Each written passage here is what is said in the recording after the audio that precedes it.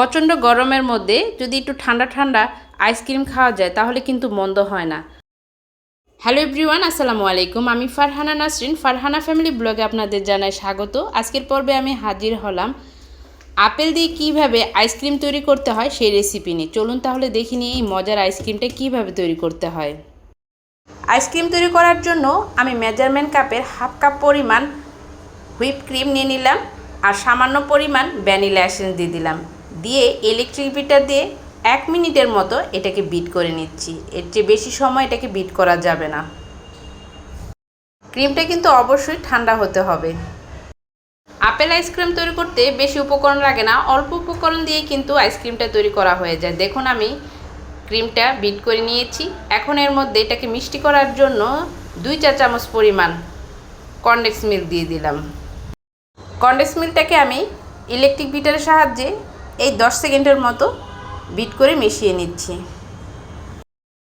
দেখুন ক্রিমের ঘনত্বটা ঠিক এরকম হবে। এখন আমি এর মধ্যে দিয়ে দিচ্ছি আপেল, আর একটা গ্রেটারের সাহায্যে আপেলটাকে গ্রেট করে এর মধ্যে দিয়ে দিচ্ছি। এখন যে গরম পড়তেছে এর মধ্যে যদি আপনি এরকম মজাদার আইসক্রিম তৈরি করে ঘরে খাওয়ান সদস্যদের, দেখবেন খেয়ে খুবই খুশি হবে। এখন এটাকে আমি ইলেকট্রিক বিটারের কাঁটা দিয়ে মিশিয়ে নিচ্ছি। মিশিয়ে নেওয়া হয়ে গেছে। এখন আমি যে বক্সের মধ্যে আইসক্রিমটা সেট করব সেই বক্সের মধ্যে ক্রিমটাকে ঢেলে নিচ্ছি।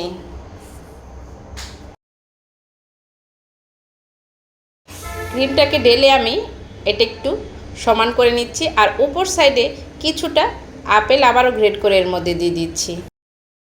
এখন এটাকে ঢাকনা লাগিয়ে আমি ডিপ ফ্রিজের মধ্যে রেখে দিব 7 থেকে 8 ঘন্টার জন্য। ফিরে আসলাম 8 ঘন্টা পর। দেখুন তৈরি হয়ে গেল কত সহজেই মজাদার আপেল আইসক্রিম।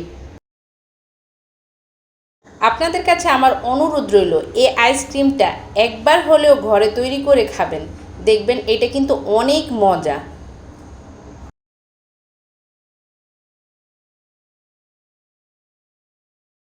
সবার সুস্বাস্থ্য কামনা করে আজকের মতো আমি এখানে বিদায় নিচ্ছি। আবারও হাজির হব নতুন কোনো রেসিপি নিয়ে। আল্লাহ হাফেজ।